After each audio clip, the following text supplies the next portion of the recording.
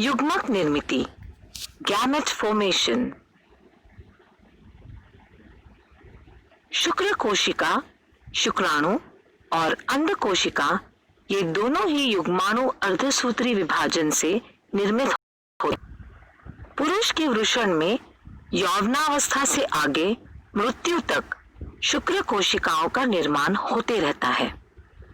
जन्म के समय स्त्री के अंडाशय में से 2 से 4 10 लाख इतनी संख्या में अंड कोशिकाएं डिंब होती हैं।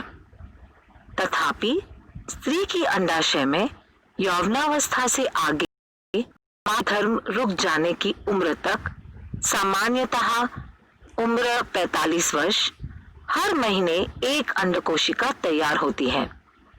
स्त्री में प्रजनन संस्थान के कार्य के रुक जाने को ही मासिक धर्म बंद होना कहते हैं। सामान्यतः 45 से 50 वर्ष के दौरान स्त्री के शरीर में प्रजनन संस्थान के कार्य को नियंत्रित करने वाले संप्रेरकों का स्राव रुक जाता है, इसलिए मासिक धर्म रुक जाता है। फलन, फर्टिलाइजेशन। शुक्राणु तथा डिंब का संयोग होकर युग्माणु के निर्माण होने की प्रक्रिया को फलन कहते हैं। मनुष्य की फलन की प्रक्रिया शरीरांतर्गत होती है। संयोग के समय स्त्री के योनि में वीर्य स्खलित किया जाता है। वीर्य में स्थित कुछ 10 लाख तक संख्या वाले शुक्राणु योनि मार्ग, गर्भाशय, अन्न नलिका इस मार्ग से सफर करते हैं। उसमें से एक शुक्राणु अंड नलिका में उपस्थित इकलौते डिंब का फलन करता है।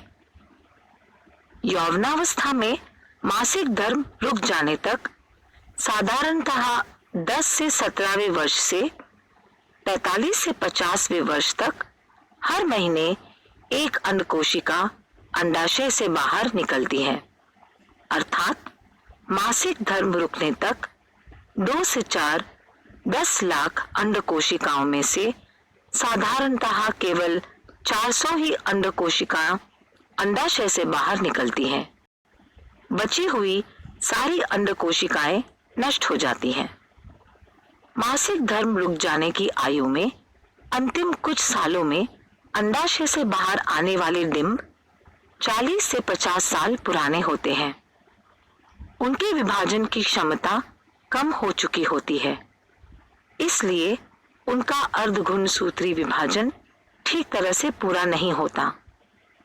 ऐसे डिंबों के फलित होने से उससे तैयार होने वाले बालक दोषयुक्त, जैसे कि डाउन संलक्षण पैदा होने की संभावना अधिक होती है।